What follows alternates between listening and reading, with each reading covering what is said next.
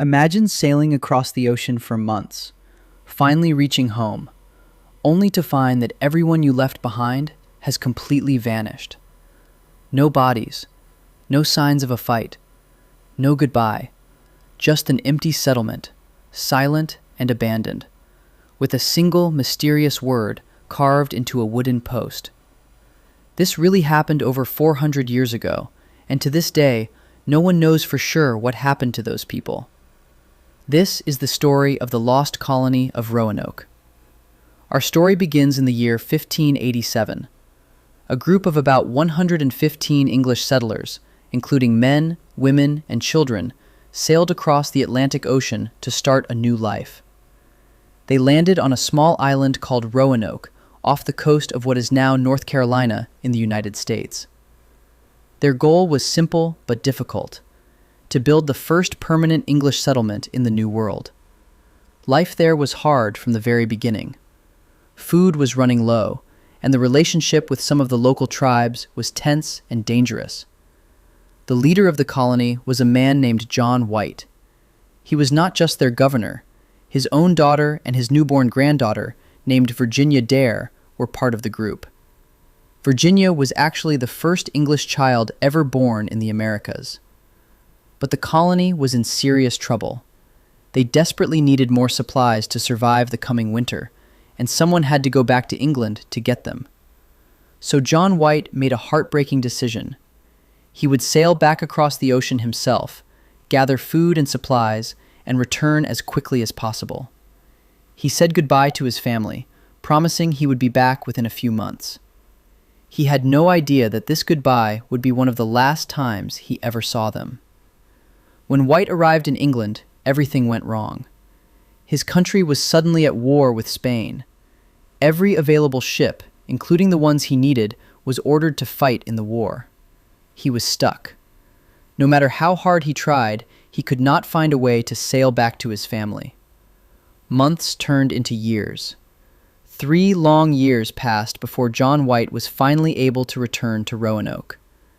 You can only imagine what was going through his mind as his ship approached the island. He was desperate to see his daughter and his granddaughter again, hoping with all his heart that they had survived. But when he finally stepped onto the island, his hope turned into confusion, and then into fear. The settlement was completely empty.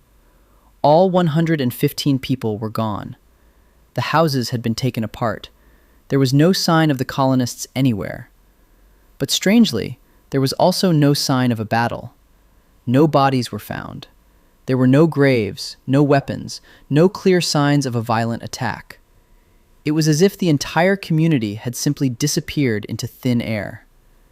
The only real clue was a single word, carved carefully into a wooden post at the edge of the settlement. That word was Croatoan. Now, this word was not random.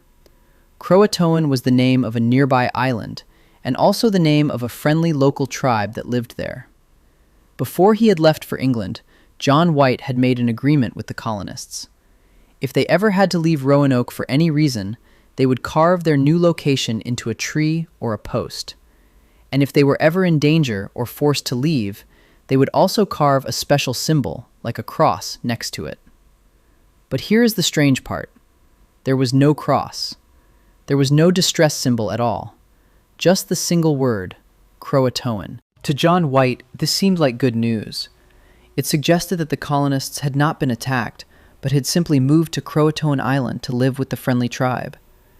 His heart must have lifted with hope. He wanted to sail there immediately to find his family. But once again, fate was cruel to him. A powerful storm rolled in, threatening to destroy the ships. The crew refused to risk their lives, and they were forced to turn back to England. John White never returned to the Americas.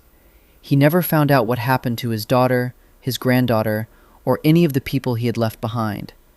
He died years later, never knowing the truth. So what really happened to the colonists of Roanoke? For centuries, people have tried to solve this mystery, and there are several theories. The first and most hopeful theory is exactly what the carving suggested. The colonists may have peacefully joined the Croatoan tribe. Over time, some later explorers reported meeting native people with gray eyes, or who claimed to have ancestors that could read and build houses in the English style. This might mean the colonists survived by blending into the local tribe. Another theory is much darker. Some believe the colony was attacked by a hostile tribe, or that they starved to death while trying to survive. But this theory has a big problem.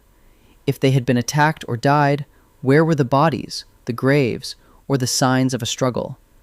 None of these were ever found. A third idea is that the colonists tried to sail back to England on their own using a small boat and were lost at sea during a storm. Sadly, that would explain why they were never seen again. To this day, no one knows the real answer for certain.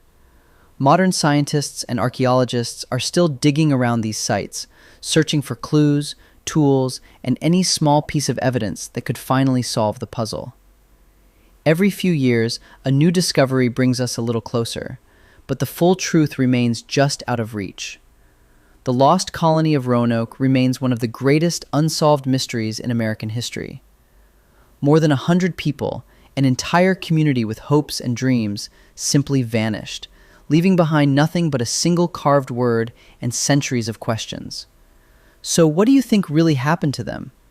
Did they find a new life with a friendly tribe, or did something far more tragic take place? Tell us your theory in the comments below. And if you enjoy mysteries like this one, make sure to stick around, because the world is full of stories waiting to be told. Thanks for watching, and we will see you in the next one.